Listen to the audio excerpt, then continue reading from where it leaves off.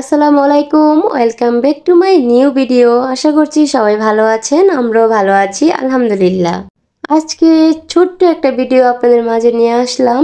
তো আমি তো এখন একটু অসুস্থ, মানে ঠান্ডা তারপর জ্বর।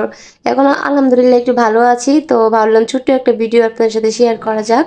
তো আজকের ব্লগটা ছিল বেশ কয়েকদিন আগের, আমার নানুর বাড়ি থেকে যখন আসছিলাম তখন আর কি। তো তারপর আমার হাজব্যান্ড, আমার ভাই কিন্তু ওরা আইসা পড়ছিল আমাদের আগে।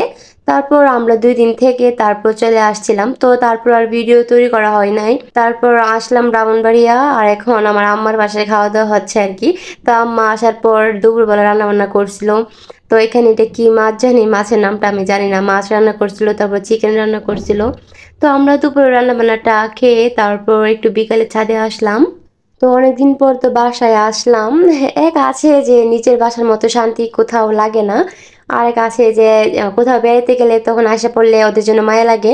তো আমার নানা নানির জন্য ভালো লাগতেছিল না, ওদের জন্য মায়া লাগতেছিল। তো নানা নানিকে বলতেছিলাম যে আমাদের সাথে আসার জন্য, কিন্তু ওরা আসে নাই, ওরা কয়েকদিন পরে আসবে। আর এখন আমি আম্মা আমরা একটু ছাদে আসলাম। আর হ্যাঁ, আমাদের সাথে আমার একজন মামাও আসছিল, মানে আমার আম্মার চাচাতো ভাই আর কি। তো আমরা তো আমার আম্মার আমি এই জন্য মামা আমাদেরকে আসছে, মানে দিয়ে যাওয়ার জন্য আর কি। তো মামাকে নিয়ে তারপর আম্মা আমার ছোটো ভাই আমরা একটু ছাদে আসলাম।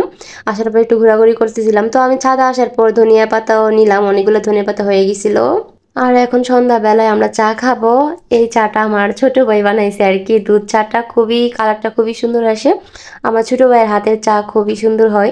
তো এখানে আমরা নাস্তাটা করে তারপরে একটু বাসায় আসলাম। আমার যে চাচাতো ভাই আসছে, তো আমার এই মামা টেলারি কাজ জানে আর কি।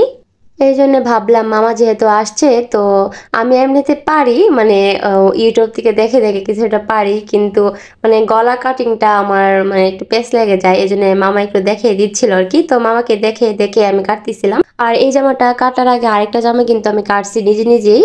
আর এই জামাগুলো কিন্তু যারা আমার রেগুলার ব্লগ দেখেন তারা জানেন, এগুলো আমি অনলাইন থেকে আনছিলাম জামাগুলো, আরও অনেক আগে আনা হয়েছিল। কিন্তু মানে বানাবো বানাবো করে বানানো হচ্ছিল না, আর পরাও হচ্ছিল না। তো অবশেষে এখন কেটে নিচ্ছি, তো বানিয়ে ফেলবো। তো জামাটা কাটতে আমার কাছে কঠিন লাগে, কিন্তু বানাতে তেমন একটা কঠিন লাগে না। আর এদিকে আমার জামা কাটার কেচিটাও নষ্ট হয়ে গেছিল, তো অন্য একটা কেচি দিয়ে কেটে নিচ্ছিলাম। আমার টেলারি কাজ শেখার অনেক ইচ্ছা। ইচ্ছা বলতে আমার এমনিতে কারো কাছে শেখা হয় নাই। তো একজনের কাছে দেওয়া হয়েছিল শেখার জন্য, কিন্তু মানে একটা কারণে শেখা হয় নাই। আর তারপর শেখা হয় নাই। মেশিনটা আনা হয়েছিল, আমার বাসায় একটা মেশিন আছে। এই মেশিনটা আনা হয়েছিল আমার এসএসসি পরীক্ষার পরে। আমি এ করে পাগল হয়ে গেছিলাম যে আম্মা আমাকে মেশিন কিনে দিতে হবে, আমি টেলারি কাজ শিখবো। তারপর অবশেষে কেনা হয়েছে।